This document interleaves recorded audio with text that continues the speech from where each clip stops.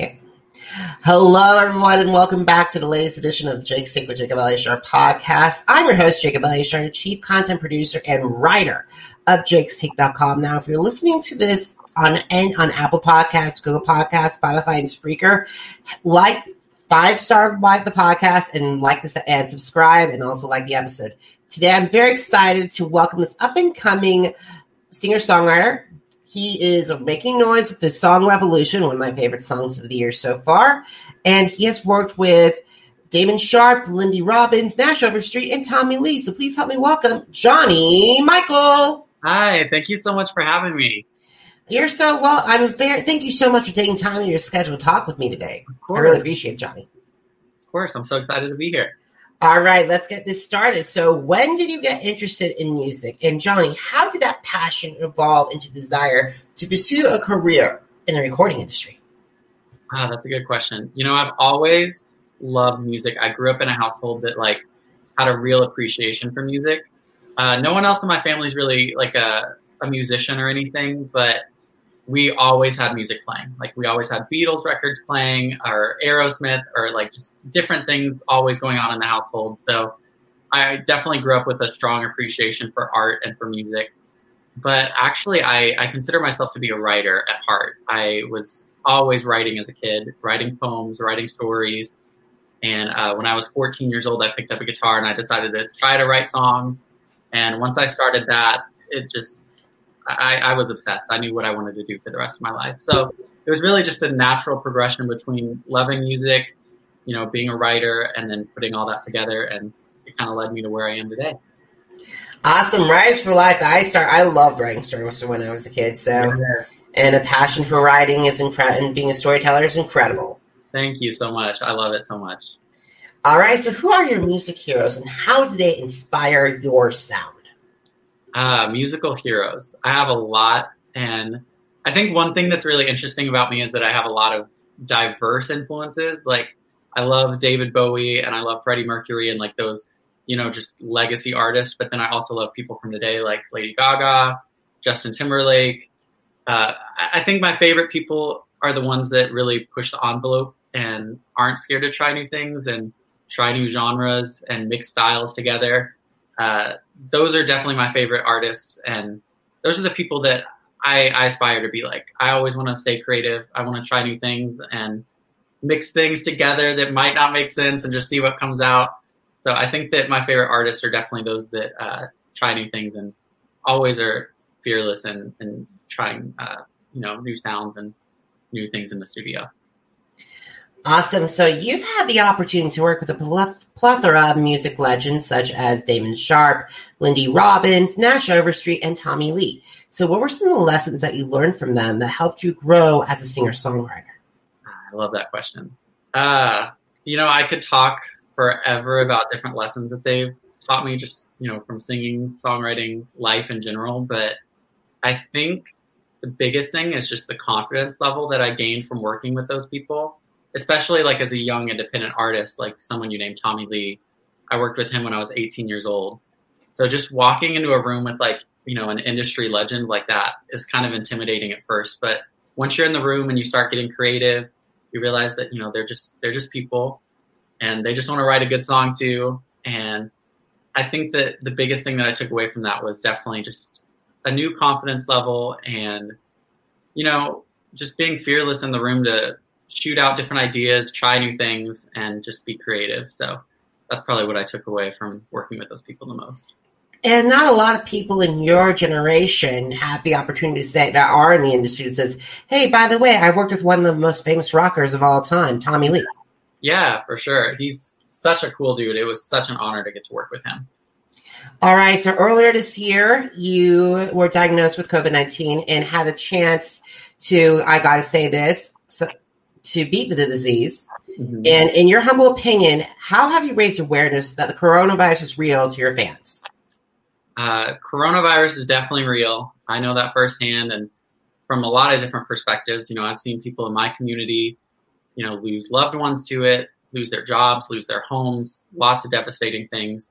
But, up till this point, I really have not talked about my own diagnosis. It's not something I wanted to make all about myself. It's I realized that it's a bigger issue, and there's a lot of people out there who did not have it as good as me. You know, I never had to go to the hospital. I never had really serious complications, even though I was really sick.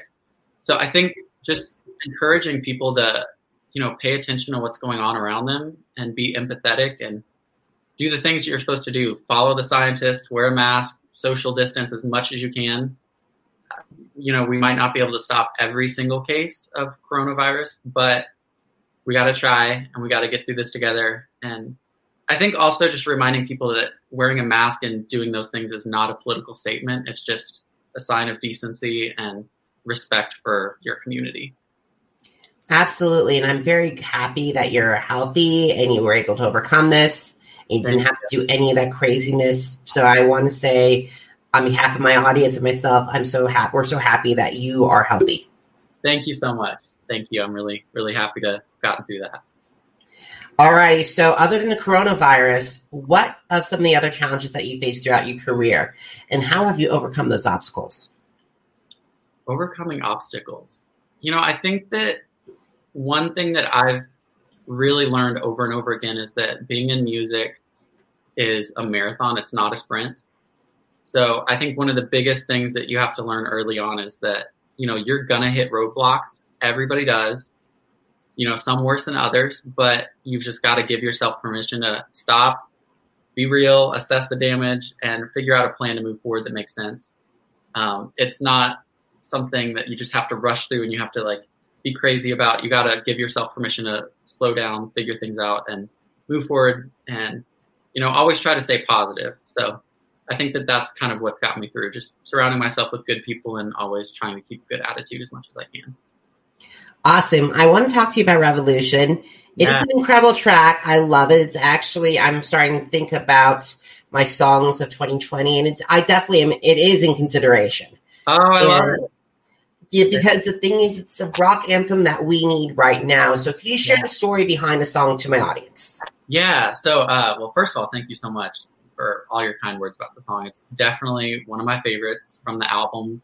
I knew I had to put it out this year. And it's really funny because I wrote the song back in 2018. And originally, it was kind of this anthem for, you know, people who felt like outcasted or just kind of different. And I wanted to like write something really anthemic and uniting.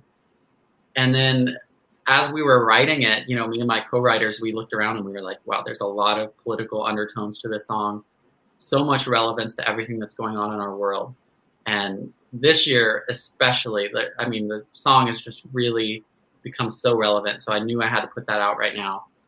But it's a really powerful song, and I wanted to pair it with a really powerful message. So we put out the music video recently, and we've been trying to get people to register to vote and, you know, focus on everything that's going on in our country right now. So it's been really cool to see how a song can inspire change and try to get people rallied up for, you know, making a better society. Awesome. So speaking of that second sophomore album, Purgatory, so what can you tell my audience about the upcoming album? The album. I'm so excited about it. You know, it was supposed to come out this year, and then due to COVID and everything going on, I decided to just wait and push it to next year. But it's a record that's really mature, and it's it's really different from anything that I've put out in the past. I feel like everything in the past has been more in like the pop dance world. And this record really shows off just who I am as a person. So, and also just as a songwriter, you know, a lot of these songs I wrote by myself just right here at my piano. And that's what I really love about this record. It's raw, it's real, it's just about my life and things that I've been through. So I think people are going to be shocked to kind of see this record and everything that's in it and just the emotion behind it. It's a really powerful record. Awesome. So you've had as we mentioned earlier, you've had the opportunity to work with incredible collaborators, but I would love to hear who else is on your dream list of collaborators, such as singers, songwriters, and producers, and how would they enhance your sound in future records, on future records? It's a good question. You know, lately I've always loved her, but especially lately I love Lady Gaga. I think she's so cool. Her ability to like go into different genres from pop to rock, country, jazz, all of that is just so cool. And so getting to, write with her or do a collaboration with her would be amazing. Definitely a dream of mine. And then producer-wise, I would love to get to work with Max Martin. Oh, yeah. Such an industry legend, just top-tier producer. And just seeing the careers that he's built for different artists is unreal. So getting to work with him would be amazing. In fact, Max Martin has almost 100 things in my iTunes library. Oh, really? He's so talented. It's insane. For insane. Some of his songs, Stronger, Oops, I Did It Again. Yeah. I Want It That Way. Oh, It's My Life. Classics. That's the way it is. He's a genius. Like, he really shaped a generation with all those tracks for sure. Absolutely, absolutely. He's actually one of my dream interviewers to get. Ooh, that would be really cool. Just hearing his perspective on things. I would love to get to see his process. All righty, so we got to wind down this interview. So what are some of your favorite social media channels? Facebook, Instagram, Twitter, etc., and why do they stand out? Ah, man. I have all of those that you just named, and TikTok, YouTube, all that kind of stuff. I really love Twitter, though. I think that it's just so fast-paced, and it's like just really, short little thoughts and stuff, so you really get to see just kind of how people think and, what's going on in their life. And the memes are really good. There's a lot of funny stuff on Twitter. And then also recently, TikTok is hilarious. I cannot tell you how much time I spend on there, especially during quarantine. It's been insane, but Twitter and TikTok right now are probably my favorites. Awesome. So if you had the opportunity to meet with bands who want to pursue a career in the recording industry, what advice would you share with them? Oh, man. I think the biggest piece of advice that I could share with anyone is that you've got to find your tribe and you've got to find your circle. The music industry is definitely a crazy place, and you'll find very quickly that there's just a lot of fake people and fake friends and people who don't want to be around you for the right reasons, and just a lot of different personalities that want to pull you in different directions. But if you have that core group of people or something that just really keeps you grounded and holds you accountable to just be yourself and be your best self, that's what you got to cling to. So I think finding your circle and, just remaining true to who you are and remembering who you are is the most important thing I could ever say. Awesome. Now, where can my audience find your music and also connect with you? Yeah. Okay. Spotify, Apple Music, anywhere music is, you'll find me. Instagram, Twitter, Facebook, all the social media. I'm on all of it. Everything's just at Johnnie Mikel. So yeah, definitely follow me and check me out and let's chat. I love to connect with my fans and listeners of my music on those channels. All righty, guys. To download more episodes of the Jake's Take with Jacob Elyachar podcast, head to Apple Podcasts, Google Podcasts, Spotify, and Spreaker. If you're already there, great. You can check out my episodes. So, Johnny, get this. This has been a big year for the Jake's Take with Jacob Elyachar podcast. We've had the America's Got Talent winner, Brandon Leak. We've had Big Brother legend, Rachel Riley. We've had Survivor icon, Ethan Zahn. So it's been a huge year. So you can check out all those interviews on the podcast, including some of your some of your colleagues as well, including Blake English, Anna Graceman, and Father Dude. And then also, get this. Are you on social media? Because I'm on social media too. I'm on Facebook, Instagram, Twitter, and YouTube. It's at Jacob Elyachar, JACOB ELYACHAR. Once again, it's Jacob Elyachar, JACOB ELYACHAR. And to catch my review of Revolution, head over to jakes-take.com. Once again, jakes-take.com. Johnny, you have a very bright career in front of you, and I am very excited to see what comes next from you. Thank you so much for the kind words, and thank you for having me today. All right, guys, thank you so much for listening, and have a great